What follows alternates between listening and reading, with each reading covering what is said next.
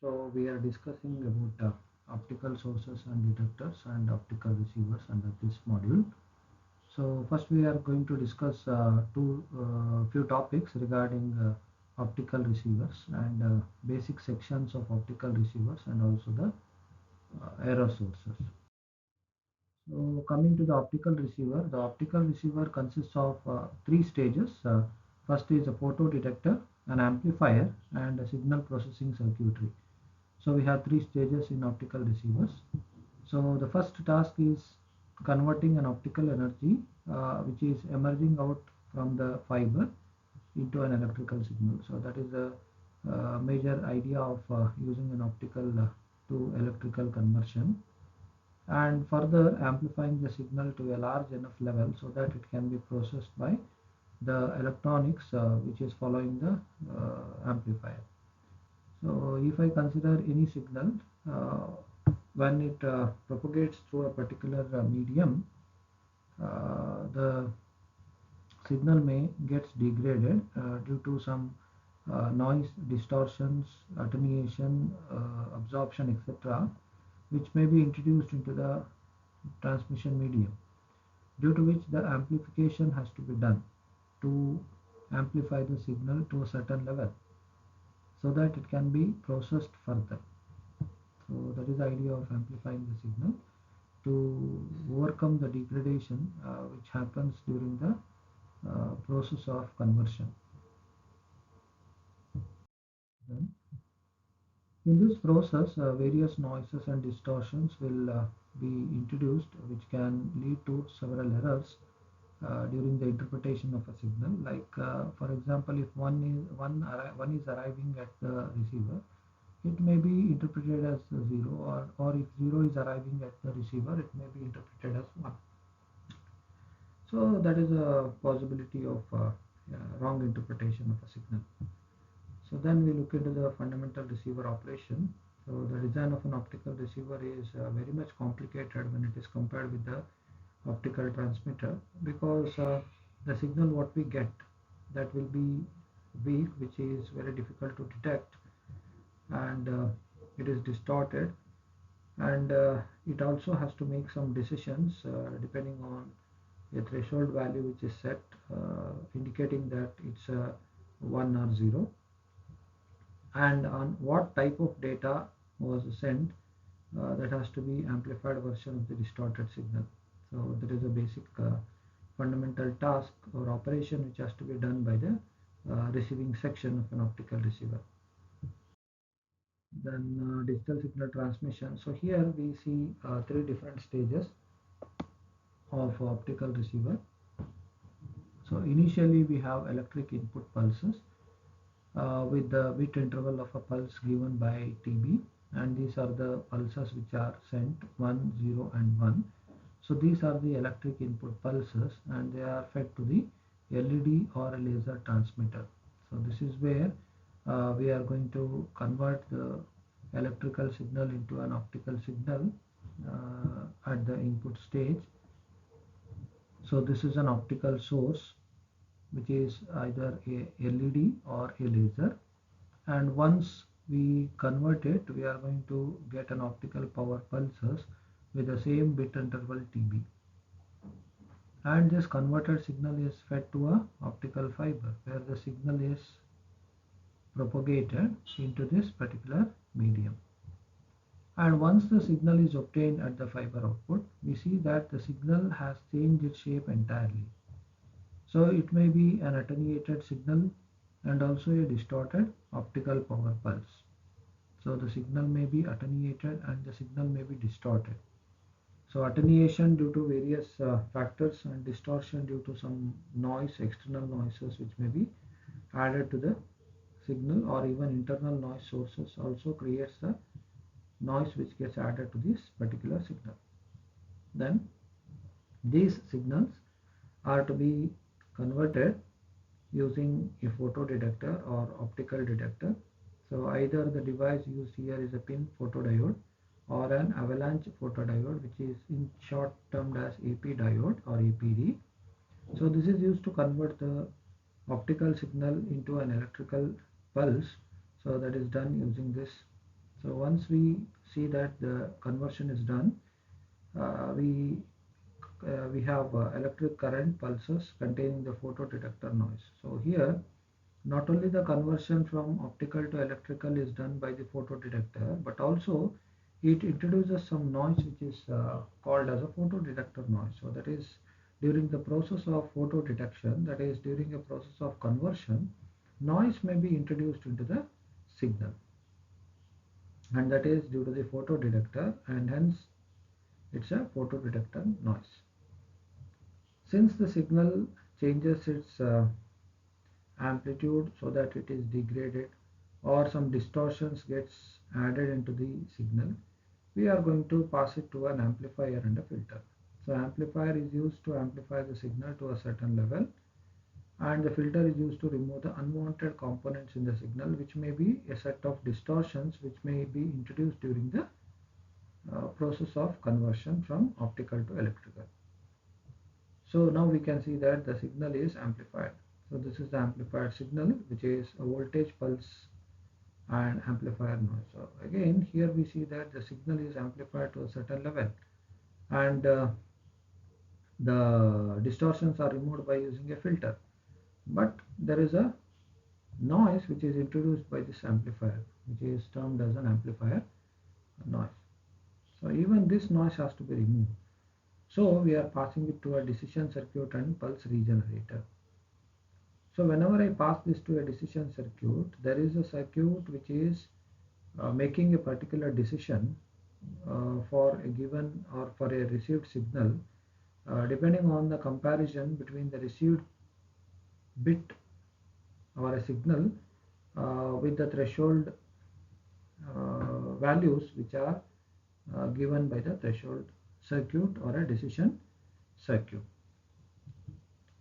And pulse regenerator, so the pulse whatever we consider, so it may be distorted even though it is filtered, so we have to regenerate the original signal because the signal may not be in the same form what we uh, fed it at the input. So we are going to regenerate it. So once it is regenerated using a pulse regenerator, it is going to be in the form of a pulse. So it is a regenerated output voltage pulse, so that we can see here 1 0 and 1 with the amplified version of the signal. Then it is fed to the signal processing task. So once we perform all these tasks of conversion from electrical to optical, then feeding it to an optical fiber which is a medium, then the conversion from optical to electrical, amplification of the signal and filtering of a signal, decision circuit and pulse regenerators are used to make a proper decision of 1 and 0 arrival at the receiver, and proper regeneration has to be done in order to get the original signal, which is a form of a pulse. So this is what we do in a digital signal transmission.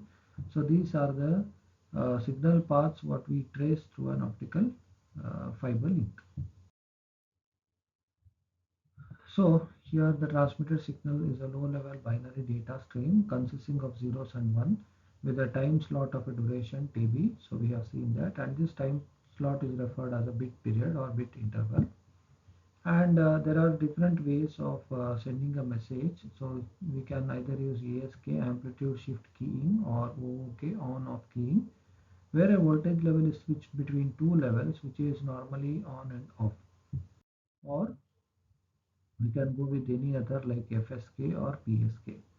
So the resultant signal that consists of a voltage pulse of an amplitude V relative to a zero voltage level when a binary 1 occurs, and a zero voltage level space when a binary 0 occurs. So that is done using the decision circuit. Then for simplicity here we assume that when a 1 is sent, a voltage pulse of duration TB occurs, and when a 0 voltage remains at its 0 level. In the sense there is a presence of voltage level, we call it as 1, and if there is a absence of voltage level, we call it as 0. Then we look into the next part of receiver, that is basic sections of an optical receiver. So this is similar to the previous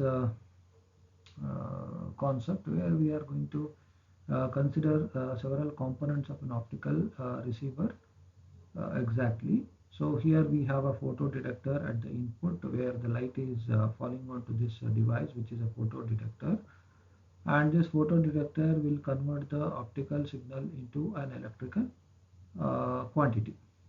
So the signal has to be amplified again, so that is done by using a front end amplifier, and the filter has to be the signal has to be filtered using a filter or an equalizer. So equalizer is a circuit which is going to equalize the signal, so that is called as equalization circuit. And sampling circuit, we are going to convert it to, or we are going to sample it, and the signal which is sampled is considered to be 1 or 0 depending on the threshold set by this decision circuit, giving us an output V out. So along with the clock recovery circuit, so that the sampling circuit can easily sample the signal, clock recovery has to be used. So the first element in this is a pin or an AP diode. So we can see that it's a photodetector which produces an electric current which is proportional to the received power level. So H into V, or H into gamma, so which is nothing but the electric current produced, which is proportional to the received power level. And whenever we see that the electric current which is obtained by the photodetector, it includes photodetector noise as well as the signal is weak. So we require a front end amplifier. So this front end amplifier will boost the signal to a level that can be used by the further circuit. So after the signal is amplified and signal is produced by the photodiode and it is amplified, it passes through a low pass filter to reduce the noise. So that is what we require. So filtering out the unwanted component in the signal has to be done, and that is done by using a low pass filter. So that if any signal is outside the signal bandwidth or outside a particular range, which is a range of frequency, we have to remove that, which is a sort of noise. So that is removed by a low pass filter, and this filter will define the receiver bandwidth. So in order to minimize the intersymbol interference, equalizer is used to reshape the pulse. So earlier we have discussed about a reshaping circuit. Similar to that, we have an equalizer circuit which minimizes the effect of ISI, so that we can easily reshape the pulses that are distorted as they travel through the fiber. So the equalizer equalizes or cancels the pulse spreading effect. So pulse spreading is nothing but widening of the pulse or change in the bit interval or time interval of a particular pulse, either in 0 or 1. So that is done depending on the circuit. So that is done by the equalizer circuit. Then further, a decision circuit samples the signal level at the midpoint of each time slot and compares it with a certain reference voltage known as the threshold level. So decision circuit samples the signal. So that is a first task by the decision circuit at a point of each time slot and compares it with a certain reference voltage, and this reference voltage is nothing but a threshold level. So if the received signal level is greater than the threshold level, then we say that 1 is a bit which is arrived at the receiver, and if voltage is obtained which is below the threshold level, then 0 is assumed to have been received at the receiver. So to accomplish this bit interpretation, so to properly interpret that it is 1 or 0, clock recovery circuit is used. So this is how the basic fundamental receiver operation is done. Then we have the error sources. Again, now we see that there are several error sources which are major contributor to the noise in the particular signal in an optical receiver. So we have noise sources discussed here. So first is about a photo detection noise, which is called as a quantum noise, which is produced due to the Poisson fluctuation. So that is due to the photon streams, due to the variation in the photon stream during the process of conversion. We see that there is a noise which is introduced during the photo detection. So we term it as a photo detection noise. and the photo detector is producing different kind of problems or noises, which is bulk dark current, surface leakage current, and statistical gain fluctuation, which is only for avalanche photodiode. It is not for a pin photodiode. So if I use a pin photodiode, then the gain fluctuation will not be considered. Then bias resistor or a resistor is causing a thermal noise, which is also the error source for the receiver, and the amplifier, obviously it is going to give us an amplifier noise. So errors in the detection mechanism can arise from various noise sources and disturbances which are associated with the signal detection system. So that we can see, so it is a photo detector, it is a resistor, it is an amplifier. So these are the devices which are responsible for errors or noises which may be introduced during the detection mechanism. The term noise is an unwanted component of an electrical signal that disturbs the transmission and processing of the signal in a physical system, over which we do not have any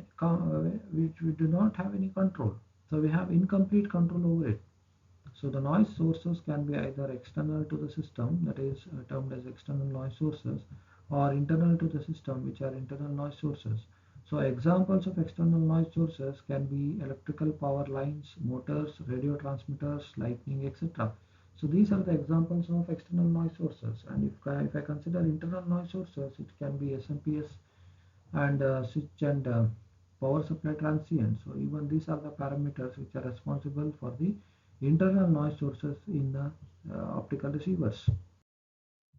Then internal noise sources, the noise caused by the spontaneous fluctuations of current or voltage in an electric circuit. So that is what a noise which is produced by the spontaneous or continuous fluctuation of current or voltage.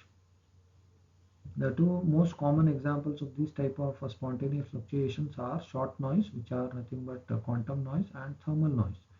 So short noise is a noise which is produced by the photodetector. Thermal noise is a noise which is produced by the resistor. So short noise arises in the electronic devices because of the discrete nature of current flow in the device. So short noise basically is based on the electronic devices in which the discrete nature of current flow in the device causes a short noise to occur. Then thermal noise arises from the random motion of electrons in a conductor. So thermal noise is mainly due to the resistor what we use, and it is due to the random motion of electrons in a conductor. Then quantum noise occurs due to the photodetectors or avalanche photodiode what we are using in the detector, and noise level also increases with larger gain of the diode. So other sources of photodetector noise are from dark current and from leakage current. So these are the other sources of photodetector noise. So this noise can be considerably reduced by choosing proper components. So that is very important. Then thermal noise arises from the detector load resistor. So that is the thermal noise due to a resistor, and the amplifier noise arises from the amplifier. So the front end amplifier what we are using, even that is responsible for the noise which may be produced in the receiver. A further error source is attributed to intersymbol interference, which results from pulse spreading in optical fiber. So this is what happens. A further source is due to the ISI, which results from a pulse spreading in the optical fiber. So this is how the ISI spreads are considered. So pulse spreading an optical signal that leads to intersymbol interference. So when a pulse is transmitted in a given time slot, so this is a pulse which gets transmitted with a time slot TB. Most of the pulse energy will arrive in the corresponding time slot at a receiver. So this is the time slot at for a transmitted part, and same thing has to be received at the receiver. So that is the receiver signal level. So however, because of the pulse spreading induced by the fiber, some of the transmitted energy will progressively spread. So here we see that the transmitted energy which is spread into the neighboring pulse. Actually, this should be the time interval of this particular pulse. If I say this is 0 and this is 1 and this is 0, so 0 should have a time interval same as the time interval of 1. Similarly, this bit should have a time interval of 1, which is TB. But whenever I see that in the process, we see that the pulse spreading will be induced by the fiber. So some of the transmitted energy will be progressively spread into the neighboring pulses. So this is a neighboring pulse. So this is a neighboring pulse for this. This is a neighboring pulse for this. So either this may overlap with this or this may overlap with this. So that is a problem with the pulse spreading. So the presence of this energy in the adjacent time slots result in an interfering signal. So we see that this is an adjacent time slot and this is an adjacent time slot to this 1. So if I say this is 0, this is 1 and this is 0. So this should be within the time interval TB and this should be within the time interval same as TB, because we cannot consider it as TB because we have not considered the presence of voltage in the absence of voltage. We have considered absence of voltage for 0 and presence of voltage for 1. So based on that, I will say that this bit interval is same as this bit interval, not TB, but the same duration as TB. So this is how pulse spreading in an optical signal will take place. So this is a very important process what we can observe.